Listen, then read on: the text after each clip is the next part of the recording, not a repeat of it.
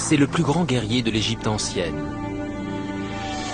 Un soldat qui n'a jamais perdu une seule bataille. Un général rivalisant avec les plus illustres conquérants de l'histoire. Un roi qui a fait de son pays un empire.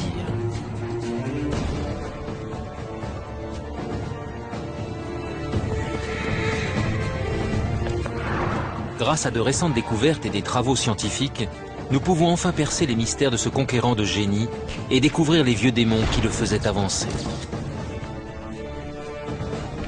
Voici l'incroyable histoire de Thoutmosis III, le Napoléon égyptien.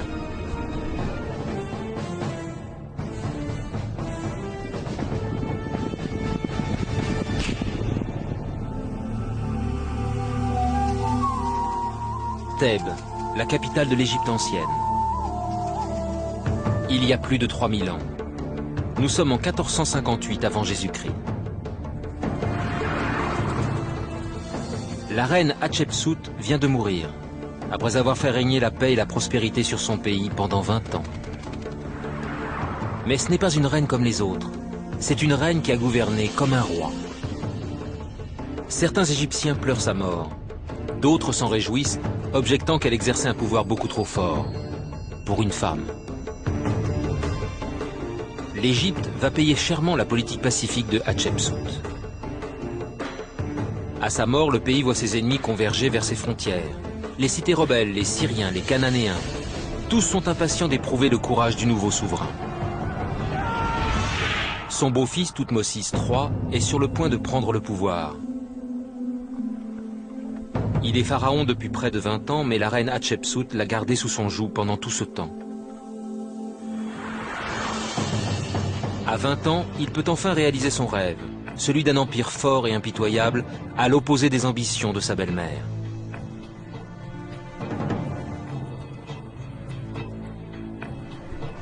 Mais Thoutmosis doit faire ses preuves, en qualité de roi et en qualité de guerrier. Nul ne sait s'il réussira à triompher des ennemis de l'Égypte, ni s'il saura éclipser sa belle-mère et saisir sa chance. Sans plus attendre, il prépare ses hommes au combat.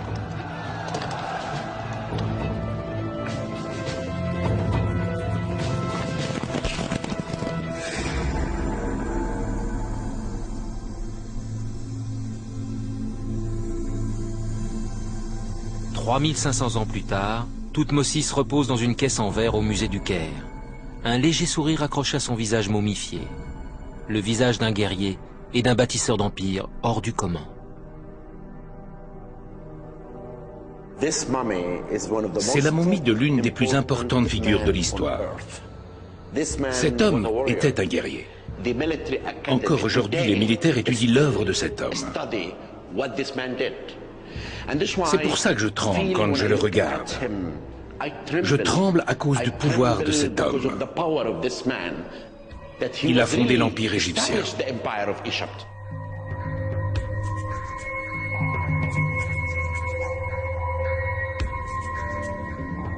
À la fin du 19e siècle, des archéologues ont examiné la dépouille de Thoutmosis et analysé ses exploits. L'archéologue français Gaston Maspero a observé ses blessures de la tête aux pieds. Son crâne est cassé net au niveau du cou, ses 4 membres se sont détachés du reste du corps, ses pieds et ses bras sont brisés en petits morceaux. Gaston Maspero sait qu'il ne s'agit pas de blessures de guerre. Elles incombent aux suspects habituels.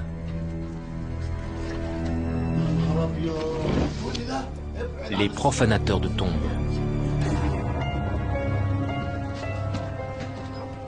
Les pilleurs ont tiré la momie de Thoutmosis III hors de sa tombe. Ils ont ôté ses bandelettes et volé ses bijoux.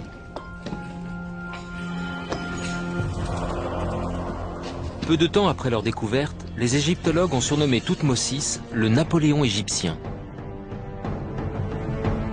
Comme Napoléon, il sait commander une armée et fait montre d'une soif d'expansion inextinguible. À l'image de l'empereur français, il va de conquête en conquête. Mais Napoléon a connu des revers et de terribles défaites, tandis que Thoutmosis n'a jamais perdu une seule bataille.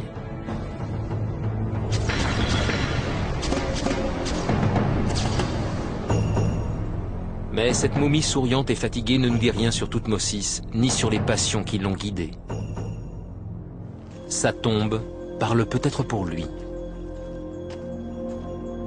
La vallée des rois, la dernière demeure des plus grands pharaons d'Égypte.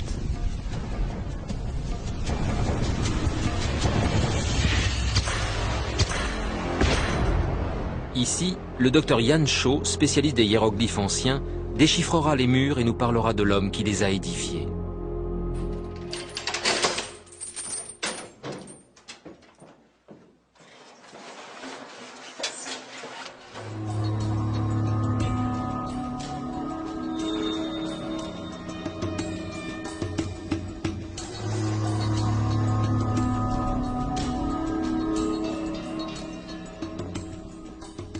Ce que je trouve fascinant avec cette tombe, c'est le sentiment de fraîcheur et d'immédiateté qui s'en dégage. Les murs de la tombe nous disent que Thoutmôsis était bien plus qu'un simple guerrier. Thoutmôsis était sensible à la beauté. Ce n'était pas seulement un soldat ou un homme bien né.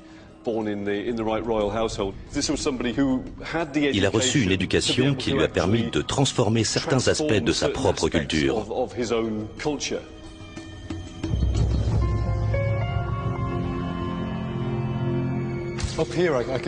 Là-haut, c'est le roi qui est représenté.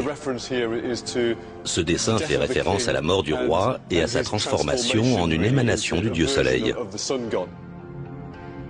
Les murs comportent des formules magiques qui l'aideront à gagner l'au-delà. Les pharaons, comme Thoutmôsis, ne se voient pas comme des rois, mais comme des dieux promis à l'immortalité. Mais sur Terre, le jeune Thoutmôsis n'a rien d'une divinité.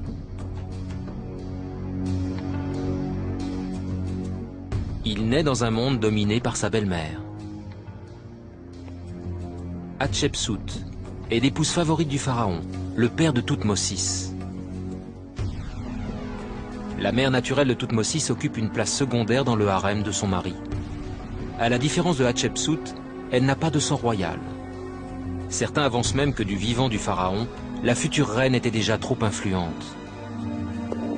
À la mort de son père, Thoutmôsis devient l'héritier du trône, mais ce n'est encore qu'un enfant, et Hatshepsut gouverne à titre de régente. C'est une femme ambitieuse. Elle envoie des explorateurs dans des contrées lointaines, importe des huiles, de l'encens, des parfums et de l'or. Elle fait construire des temples et des monuments, et 10 ans plus tard, elle commet l'impensable en s'autoproclamant pharaon.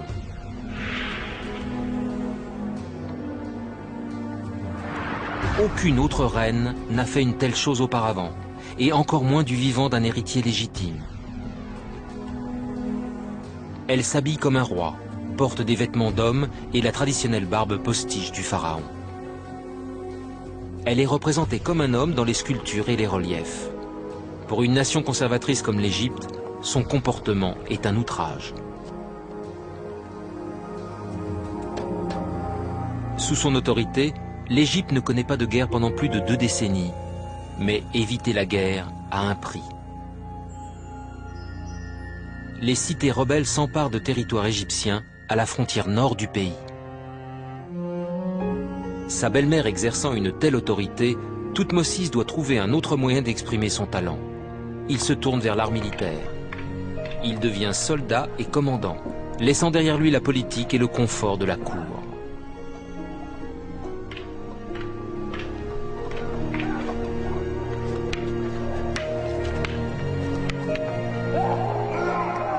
Il consacre tout son temps à sa formation militaire. Puis, en 1458 avant Jésus-Christ, Hatshepsut meurt. Personne ne connaît la cause de sa mort. Cela reste l'un des mystères non résolus de l'Égypte ancienne. Thoutmôsis devient immédiatement souverain. Il pense que son pays mérite plus qu'un pharaon.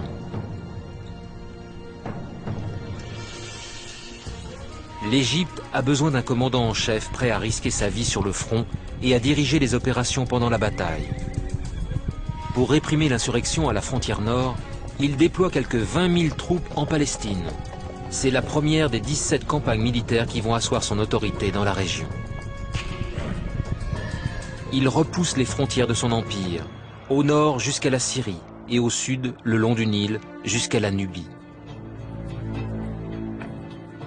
Il surprend ses ennemis avec des tactiques offensives, utilisant avec succès des bateaux pour transporter rapidement ses hommes, des vivres et des armes. Son armée déplace même des bateaux par voie de terre jusqu'à l'Euphrate.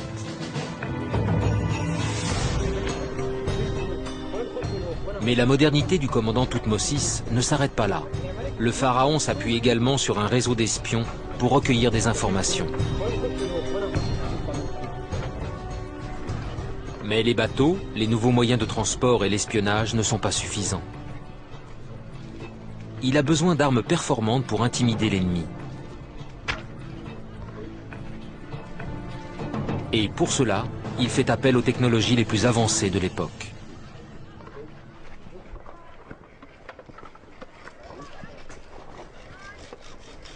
Comme Napoléon 33 siècles plus tard, Thoutmôsis III s'est tiré profit des moyens les plus performants et les plus modernes pour vaincre ses ennemis.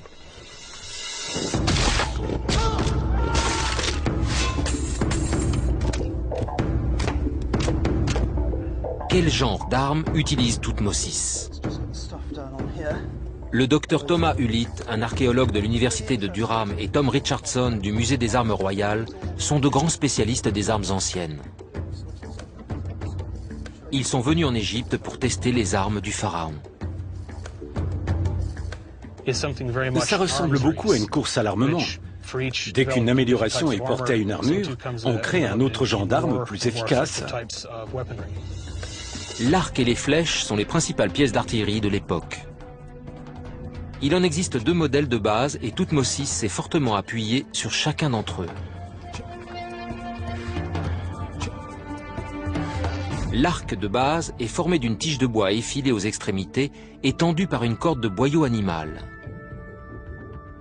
Il peut facilement être fabriqué en série et Thoutmôsis en munit un grand nombre de ses fantassins. Chaque archer décoche un barrage d'environ 10 flèches par minute.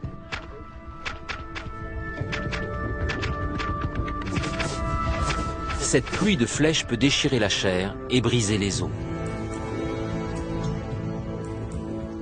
Pour faire de l'arc une arme encore plus meurtrière, Thoutmôsis profite d'une récente innovation. L'arc est composé de couches de bois, de tendons animaux et de cornes pour augmenter sa résistance et sa souplesse. Mais cet arc coûte cher. L'armée n'en pourvoit que ses officiers et ses conducteurs de chars. Il peut décocher une flèche et toucher sa cible à 300 mètres de distance, 2 fois plus loin que l'arc de base.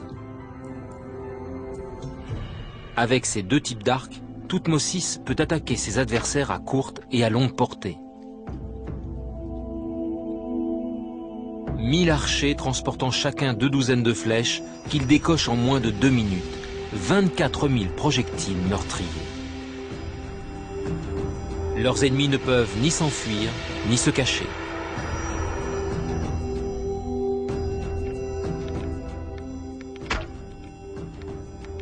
Mais toutes les armées disposent d'arcs et de flèches, et Thoutmôsis doit protéger ses hommes.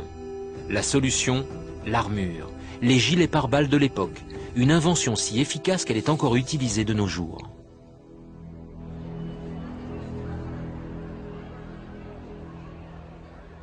Nos spécialistes des armes anciennes se rendent au musée du Caire.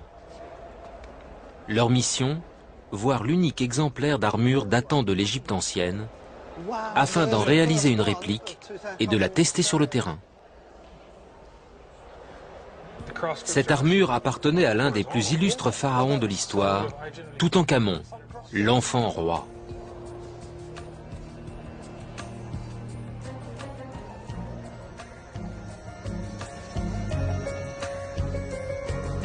Elle est restée cachée pendant des années.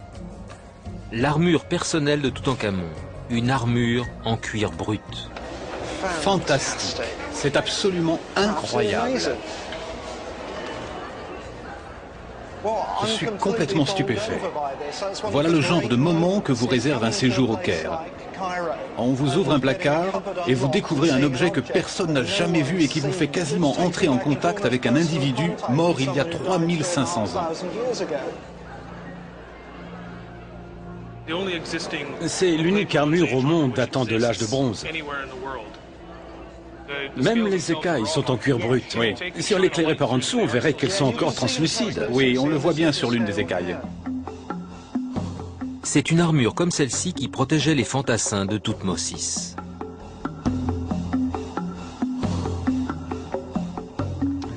Mais pouvait-elle arrêter une flèche à pleine vitesse?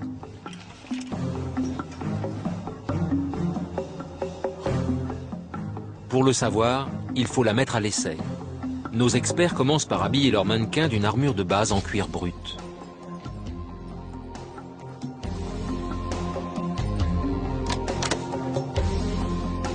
Le fantassin n'a pas eu de chance. La flèche perce sans difficulté l'armure et touche le mannequin jusqu'à l'os. Elle a touché l'os. Oui, elle est allée directement se loger dans l'os. L'armure ne protège pas de toutes les attaques. Elle permet simplement de maintenir les soldats sur le champ de bataille le plus longtemps possible. Ensuite, ils testent l'armure que devaient porter les officiers et les conducteurs de chars. Ce gilet composite est plus lourd. Les écailles sont en cuir brut et en bronze. C'est bien, non? Elle n'est pas du tout rentrée. Les soldats ne devaient rien sentir. Un officier flanqué d'une armure en cuir brut et en bronze pouvait survivre. L'armure est assez moelleuse. Il n'y a pas d'écailles dures pour atténuer les chocs. J'imagine qu'un tir dans la cage thoracique devait certainement vous briser quelques côtes. L'armure en cuir brut et en bronze est beaucoup plus efficace que l'armure de base.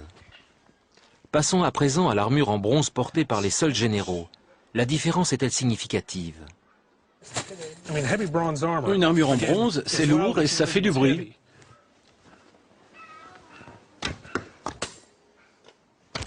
Elle est extrêmement efficace. Regarde comme elle est tordue. Je m'attendais exactement à ça. Ces tests prouvent que chaque armure, du cuir brut au bronze, offre un niveau de protection différent. Le gilet pare-balles de l'époque, la lourde armure en bronze, s'est avéré le plus efficace. Mais il y a deux inconvénients. Cette armure pèse trop lourd pour un combat au corps à corps. Dans la chaleur du désert où la température peut dépasser les 37 degrés, un soldat d'infanterie moyen ne peut la supporter. Et cette armure coûte cher. Même les Égyptiens ne peuvent se permettre d'en équiper une armée entière.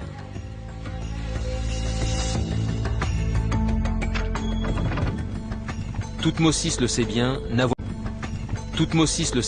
n'avoir qu'une armure et des flèches ne suffit pas. Il faut savoir les manier habilement. Pour ce faire, Thoutmôsis utilise le char. Mais décocher une flèche avec précision depuis une plateforme en mouvement ne doit pas être évident. Est-ce vraiment possible ?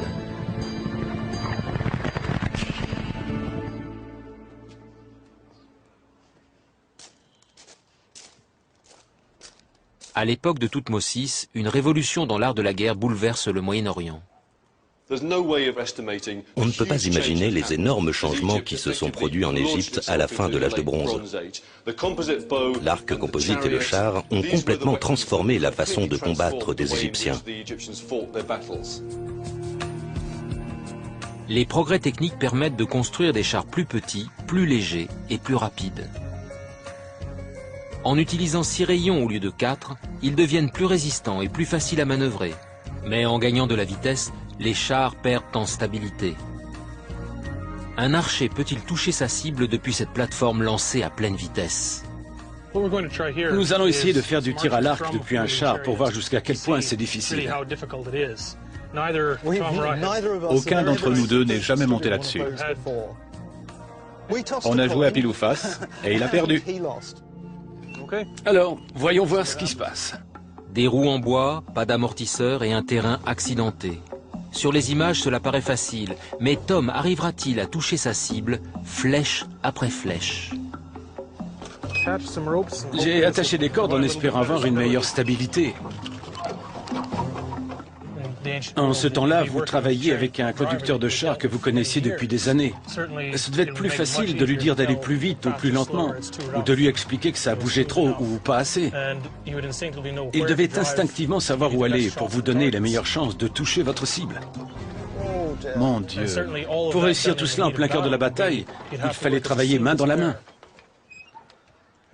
C'est extrêmement difficile. On va faire une nouvelle tentative et voir ce que ça donne. Et cette fois-ci, il touche sa cible flèche après flèche. Si Tom y arrive au bout d'une tentative, imaginez les centaines de conducteurs de chars chevronnés dans l'armée de Thoutmôsis. Une force intimidatrice et meurtrière. On parle d'un très grand nombre, des centaines de chars, tous en groupe compact, décochant une pluie de flèches meurtrières pourvues de pointes en bronze. La révolution qui s'est produite à l'époque n'est pas moins déterminante que l'apparition de l'avion dans la guerre au XXe siècle.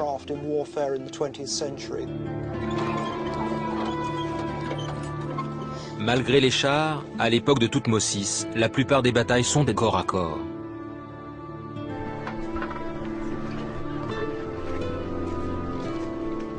Thoutmôsis a besoin que ses hommes portent le coup fatal, et il s'assure que l'armée dispose de son arme de choix, la hache d'armes.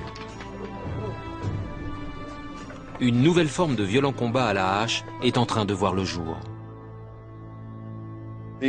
La hache avait en partie évolué vers une arme tranchante que vous pouviez utiliser pour toucher votre adversaire au niveau de la tête ou des épaules. C'était le genre de hache que vous voyez là-haut, la hache en bec de canard. La hache avait également évolué vers une arme coupante avec un long manche surmonté d'une lame très longue et très étroite, la hache à tête d'hallebarde.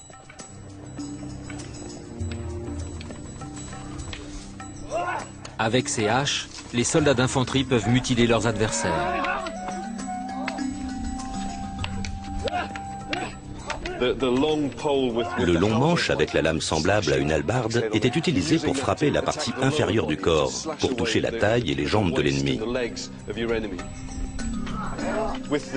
La longue hache en bec de canard était utilisée pour frapper le haut du corps, la tête, etc.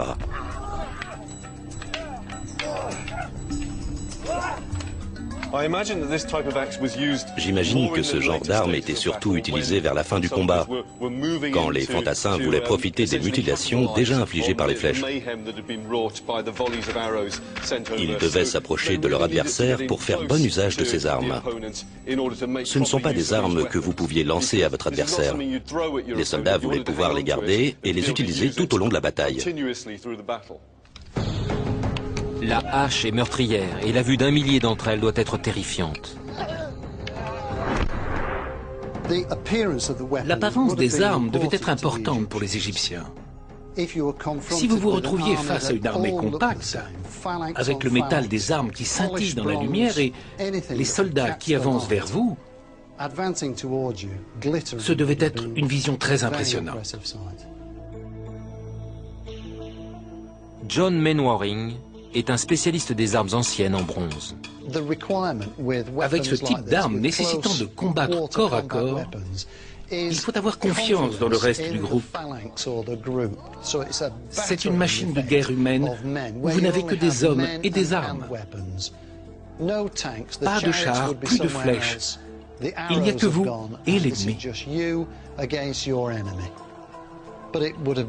Ce devait être absolument effrayant. Imaginez-vous en train d'attaquer l'ennemi, marchant à flanc de couteau, dévalant la montagne, frappant l'ennemi de toutes vos forces.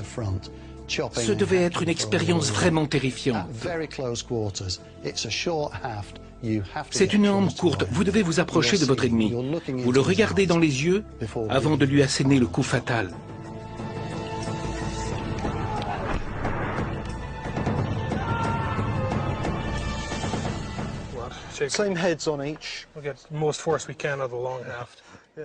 La hache pourrait transpercer une armure ordinaire, mais est-elle suffisamment puissante pour trancher l'armure en bronze portée par les officiers et les généraux?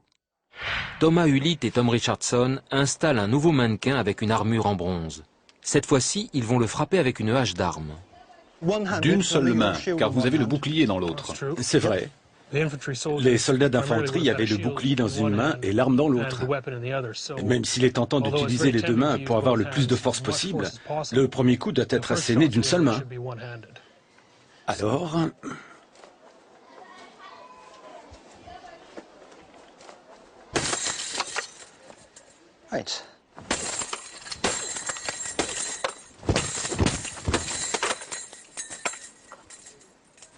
L'armure a été arrachée. Cela représente certainement un sérieux traumatisme. Même s'il n'y a pas de sang, ça peut être une blessure fatale. Dans le cas où un soldat d'élite affronte un soldat maniant une hache, il aurait une petite chance de survivre. Il serait très grièvement blessé par le coup de hache, mais il aurait plus de chances de s'en sortir que s'il ne portait pas d'armure. Ce test prouve que la hache peut même blesser des soldats d'élite portant de lourdes armures en bronze. Flèches, armure, char, hache.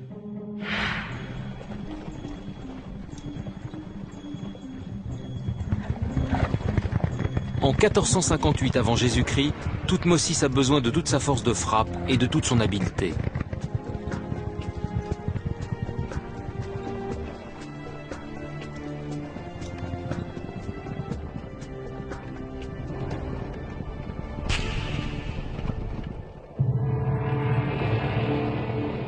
Moins d'un an après l'arrivée de Thoutmôsis sur le trône, dans le nord, les chefs locaux se sont rebellés contre l'autorité égyptienne. La situation est critique. Ce conflit pourrait perturber une route commerciale capitale et ruiner l'économie égyptienne. Avec un ambitieux souverain désireux de repousser les frontières de son empire, la réponse ne se fait pas attendre. Contrairement à sa belle-mère, Thoutmôsis ne sacrifiera pas son pouvoir au nom de la paix. Le pharaon réunit des dizaines de milliers d'armes, un nombre considérable de vivres et quelques 20 000 hommes. Il déploie ses soldats au pied d'une forteresse, à Gaza, et de là, il parcourt 120 km en direction de Megiddo. Il s'agit d'une armée professionnelle, mais de nombreux fantassins sont d'origine très modeste, et c'est la promesse du pillage qui les a incités à se mettre au service du roi. S'ils survivent au champ de bataille, certains rapporteront de l'or, du bétail, des chevaux, et même parfois des femmes. En plus des troupes, Thoutmôsis engage un scribe, un correspondant royal chargé de rapporter par écrit le déroulement de la bataille. Comme les grands chefs militaires qui lui succéderont, César, Alexandre, Napoléon, Thoutmôsis mesure l'impact de l'écrit et il fait en sorte de le contrôler. Son scribe, un commandant de l'armée nommé Tanouni, devient le premier reporter de guerre à rendre compte d'un conflit et à le faire ainsi entrer dans l'histoire. Son récit est publié au temple de Karnak, capitale de l'ancien empire. Le peuple de Thoutmôsis l'a lu, tout comme Yansho aujourd'hui. Tanouni est parti avec l'armée de Thoutmôsis III et dans un sens, c'est le premier correspondant de guerre de l'histoire. Il a suivi les troupes sur les 17 campagnes, relatant dans les grandes lignes les mouvements de l'armée, la stratégie du roi, etc.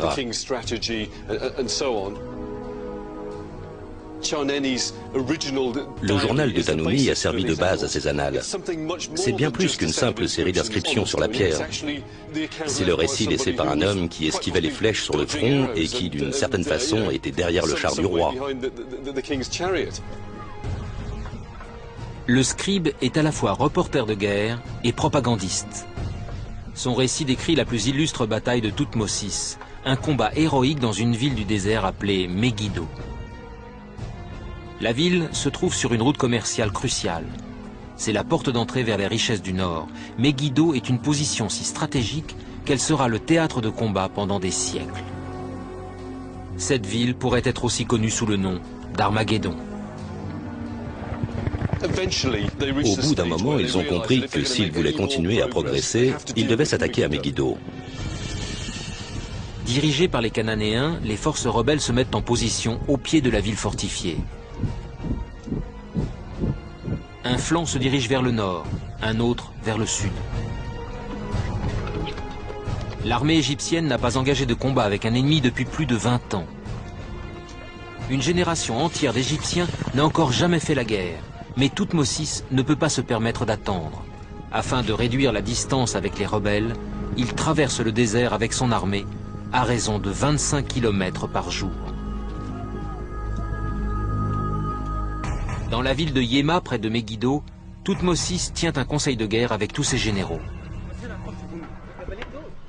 Bien qu'il soit pharaon, c'est lui qui emmène ses hommes sur le champ de bataille. Dans les annales, certaines images montrent que Thoutmôsis III voulait prouver qu'il n'était pas un pharaon comme les autres, que ce n'était pas un vieux souverain qui resterait tranquillement assis sur son trône en Égypte.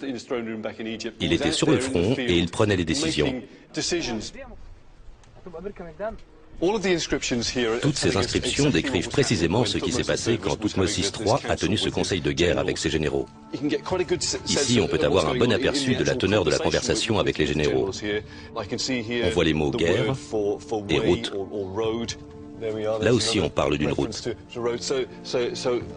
D'après ces inscriptions, je sais qu'ils discutaient des différentes routes qu'ils pourraient emprunter. 3 routes mènent à Megiddo. 2 d'entre elles sont des routes longues et plates, longeant les collines. La 3e est plus courte. C'est un passage étroit et périlleux, mais elle traverse les collines jusqu'au champ de bataille. Ses généraux lui conseillent de prendre l'une des routes dégagées. Mais Thoutmôsis pense que l'ennemi s'attend précisément à ce qu'il choisisse cette option. Il prend une courageuse décision. Son scribe, Tanouni, déclare dans son récit que Thoutmôsis a tenu à ses soldats ces propos. Je suis l'élu du dieu Ra, loué par mon père, le roi des dieux, Amon. Je prendrai la route étroite. Ceux qui le souhaitent, suivez-moi. Suivez votre roi. Et ses troupes de lui répondre. Notre roi, nous vous suivrons partout où vous nous mènerez.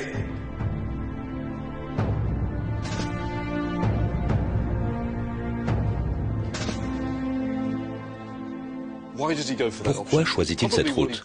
Il pense que si ses généraux lui conseillent de ne pas traverser cette gorge, les généraux du camp adverse seront sans doute du même avis. Alors il dit non, nous allons faire ce à quoi personne ne s'attend, traverser la gorge. C'est un plan risqué. Pour traverser la gorge, l'armée de Thoutmôsis ne pourra former qu'une seule file. Elle sera très vulnérable. S'ils sont repérés, ils sont sans défense. C'est à pied que Thoutmôsis dirige ses troupes à travers ce passage encaissé et rocailleux. Cheval après cheval, homme après homme, tous suivent le chemin tracé par Sa Majesté.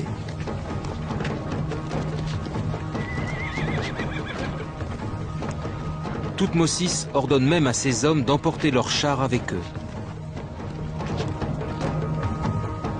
Des dizaines de milliers de rebelles armés les attendent de l'autre côté. Croyant savoir par où Thoutmôsis allait arriver, ils ont mis leurs forces en position à proximité des routes dégagées du nord et du sud, distantes d'environ 12 km. Il faut une matinée entière à l'armée de Thoutmôsis pour traverser la gorge.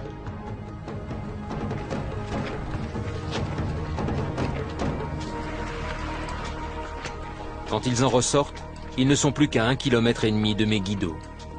Ils se dirigent vers leur position et, dans la soirée, ils se sont frayés un passage entre les 2 postes de l'armée rebelle. Le lendemain matin, les forces cananéennes sont surprises par un ennemi semblant surgir de nulle part.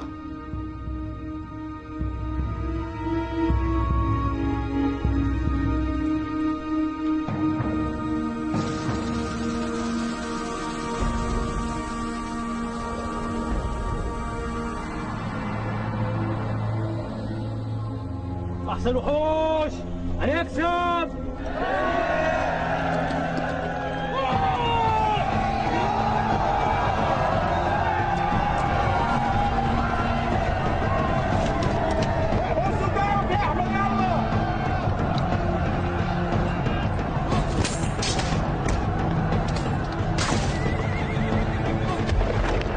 Plus tard, c'est avec stupéfaction qu'il découvre Thoutmôsis sur son char doré, à la tête de son armée. Parmi les Cananéens et les rebelles, c'est bientôt un sauve-qui-peut général. Comme effrayés par une terrible apparition, ils abandonnèrent leurs chevaux et leurs chars d'or et d'argent. Il ne faut pas oublier que la plupart des soldats étaient analphabètes. Ils n'ont pas eux-mêmes laissé de récit de ce qui se passait sur le champ de bataille. Ces reliefs sont bien souvent le seul vrai témoignage dont nous disposons sur ce que les soldats ont vécu sur le champ de bataille. Sur ces images, vous voyez des soldats tomber sous les roues des chars ou les sabots des chevaux. Certains sont même littéralement pris entre les rayons des roues du char.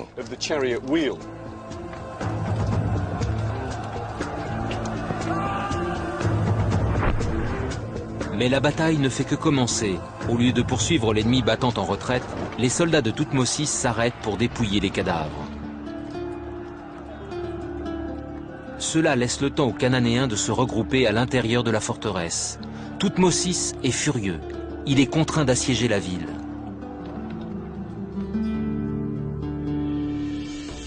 Les Égyptiens encerclent Megiddo et resserrent progressivement leur étau.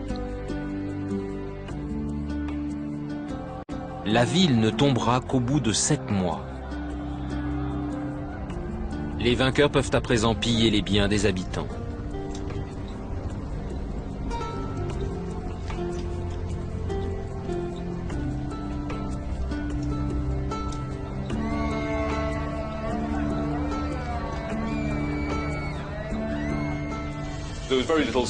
Les soldats sont sans pitié.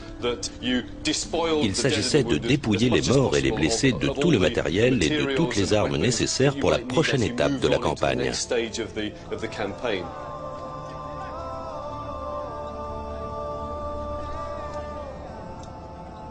Des documents répertorient près de 900 chars, 200 armures et 2000 chevaux.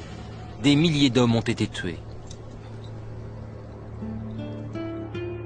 Après la bataille, les Égyptiens coupent les mains des cadavres de leurs ennemis et les donnent à leur roi pour comptabiliser les morts.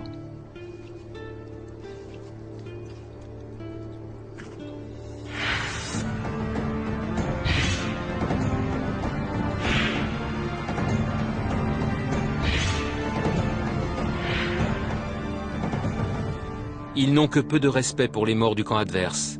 L'ennemi leur aurait fait subir exactement le même traitement.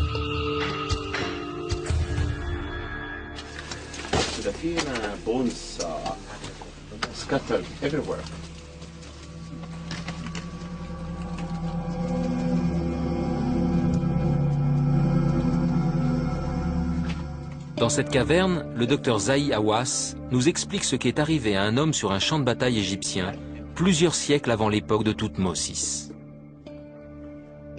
Vous pouvez vraiment vous rendre compte de la cruauté de cette scène qui s'est déroulée il y a plus de 3900 ans.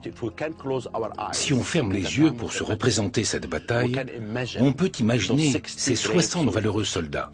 Ils se sont battus pour leur pays et ils ont été tués. Le roi leur a rendu hommage en les enterrant ici. Ce sont les os de soldats égyptiens ordinaires, fauchés par la guerre.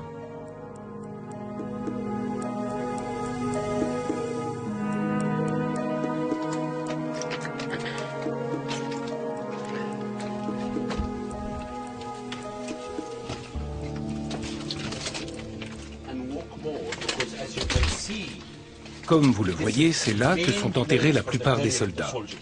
Il y a des bandelettes de lin éparpillées partout. Au milieu de leurs ossements, on retrouve les bandelettes de lin avec lesquelles ils étaient enveloppés il y a 40 siècles. Les os témoignent des ravages qu'occasionnait ce qui était alors l'arme la plus sophistiquée et la plus meurtrière au monde. Il y a une flèche ici, une flèche là. Et regardez cet homme, on a une dans le bras. Encore une autre flèche, une autre. Les crânes. Un soldat a perdu ses 2 yeux. Il a une flèche plantée dans le crâne. Son bras droit a été complètement arraché.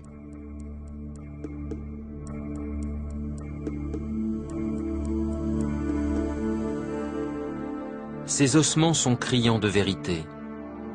Mais ces reliefs et ces sculptures nous en disent encore plus long sur les séquelles laissées par la funeste rencontre du métal avec la chair et les os.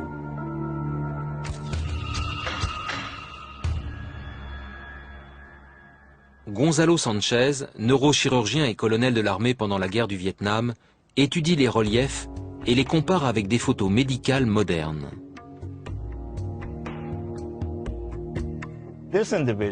Cet individu qui est en train de tomber d'un char a l'arrière de la tête projetée en arrière. Ses épaules sont rejetées vers l'avant, ses bras et ses mains se retournent et sa tête et ses jambes sont projetées en arrière.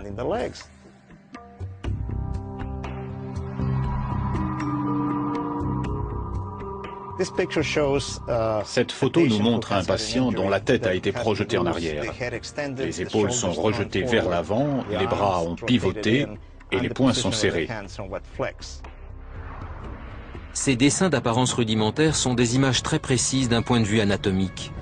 Des dessins de soldats ordinaires mourant dans d'atroces souffrances, sculptés il y a plus de 3000 ans.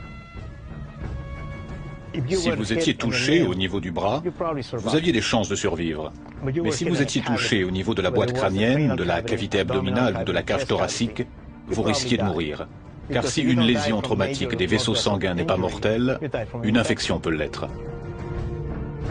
La douleur frappe aveuglément. Les fantassins, les généraux et les rois encourent le même risque. Prenez l'exemple de cette momie, un ancien pharaon, Sékénenré Taha II. Il était roi d'Égypte un siècle avant Toutmosis. À l'époque, sa nation combat les envahisseurs. Gonzalo Sanchez examine une radio de ses restes humains et met à jour les détails médicaux de la mort de ce roi sur le champ de bataille. Il devait être sur le front avec ses guerriers. Ils étaient sans doute encerclés. Il a probablement essayé d'esquiver un coup sur sa gauche avec son bras. Mais la hachette l'a touché par en dessous et s'est enfoncée suffisamment profondément pour briser les os de son visage. Le crâne de Sékénenré est très abîmé. Il a de multiples marques de coups directs portés tour à tour par une hache étroite, une hache plus large et sans doute un gourdin ou une massue.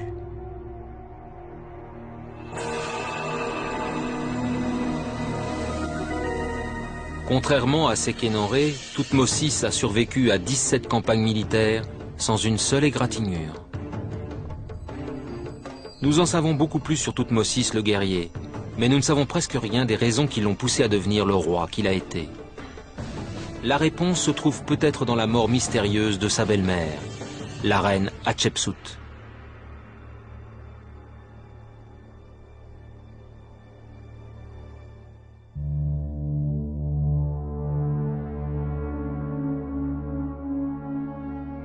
Contrairement à Napoléon 3000 ans plus tard, Toutmosis prend possession de territoires et les conserve. Toutmosis porte l'empire d'Égypte à son apogée, repoussant ses frontières sur plus de 3000 km, du Liban au nord jusqu'à l'actuel Soudan au sud. L'Égypte est un pays stable et puissant, un carrefour culturel et artistique. L'Égypte de Toutmosis est très différente de celle qu'a gouvernée Hatshepsut. Mais il aura attendu longtemps avant que sa belle-mère ne lui cède le trône.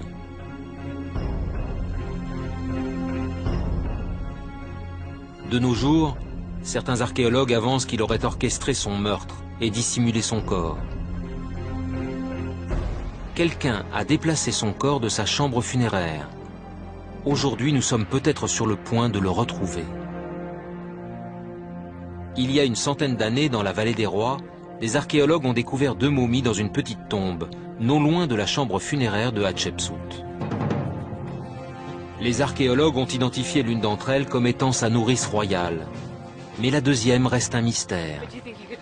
Aujourd'hui, les égyptologues Salima Ikram et Janice Kamrin se joignent au docteur Zahi Hawass pour inspecter cette momie.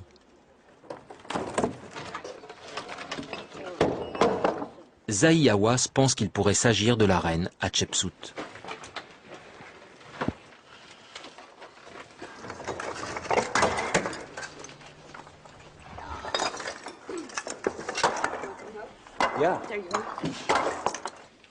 Mesdames, suivez-moi. C'est une tombe très étrange. Elle est inachevée.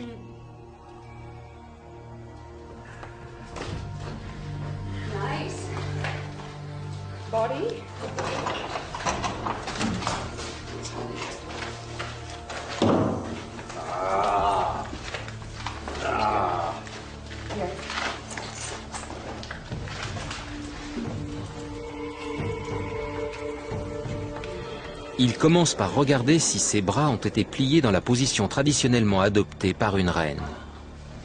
C'est le cas. Qui a dit qu'elle était âgée?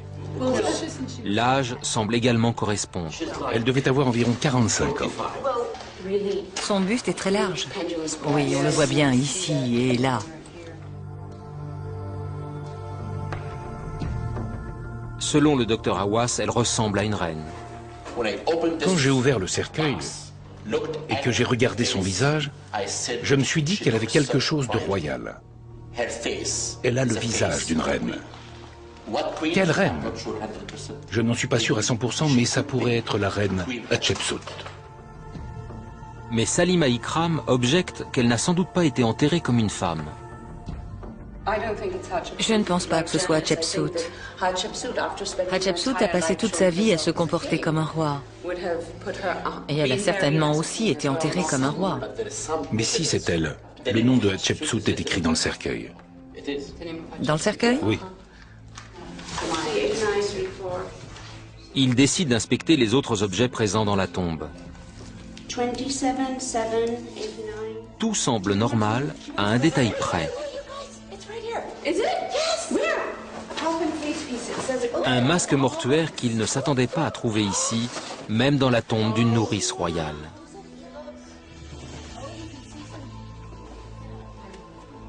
Ce masque pourrait très bien avoir appartenu à Hatshepsut. Il y a une fente ici. Alors qu'elle s'est toujours comportée comme un homme, trouver un masque avec une fente prévue pour la barbe postiche d'un pharaon est particulièrement troublant. Ce trou pourrait être le trou réservé à la barbe royale. C'est exactement fait pour ça. Les Égyptiens en mettaient toujours un pour la barbe royale. C'est le masque d'une reine.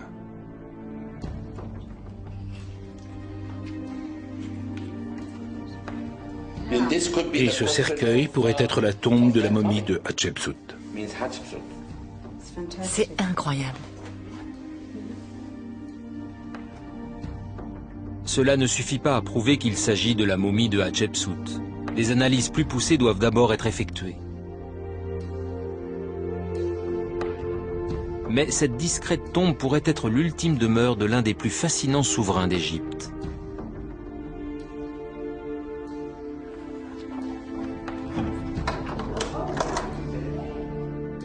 Si Thoutmôsis a commandité le meurtre de sa belle-mère, abandonner son corps dans cette tombe reculée est tout à fait logique. L'affaire n'a pas été élucidée, mais une chose est sûre, vers la fin de sa vie, Thoutmôsis a pris ouvertement et publiquement sa revanche sur Hatshepsut. Dans les temples de Der el-Bahari et de Karnak, un examen attentif permet de découvrir les contours d'un personnage. Quelqu'un l'a effacé. Les autres murs présentent de plus en plus d'images de cette même personne. Tous ont été délibérément effacés sur ordre de Thoutmôsis. Il s'agit de Hatshepsut.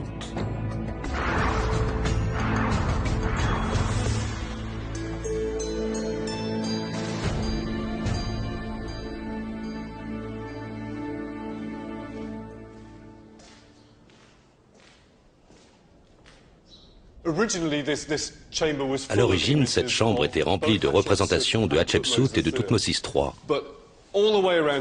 Dans toute cette chambre, ici et à côté de Horus et de Thoth, là-haut dans le coin à droite, et même l'image du Ka, le double spirituel de Hatshepsut, tous ces dessins ont été effacés. À moins d'exhumer le corps de Hatshepsut et de le jeter dans le Nil, on ne pouvait pas mieux s'y prendre pour la faire disparaître de l'histoire.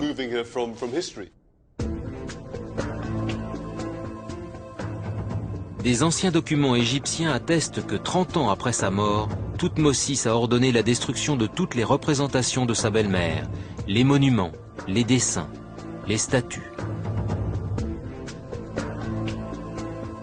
Cela paraît anormalement cruel et mesquin pour un si grand pharaon.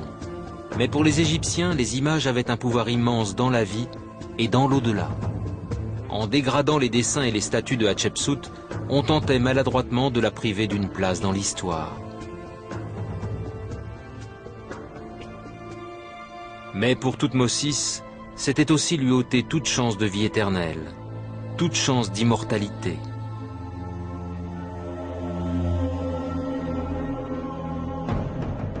Était-ce la punition pour une reine qui est allée trop loin en s'autoproclamant pharaon? Ou bien était-ce la vengeance personnelle de Thoutmôsis? Quelle qu'en soit la raison, cela fait de Thoutmôsis, le Napoléon égyptien, une énigme. Une personnalité complexe, tourmentée par ses vieux démons. Mais en 32 ans de règne, Thoutmôsis a élargi les frontières de son empire, avec des flèches, des armures, des chars, des haches et le sang de ses soldats. C'était un tacticien de génie qui n'a jamais perdu une seule bataille. Ses 17 campagnes militaires ont donné naissance au plus vaste empire de l'histoire de l'Égypte.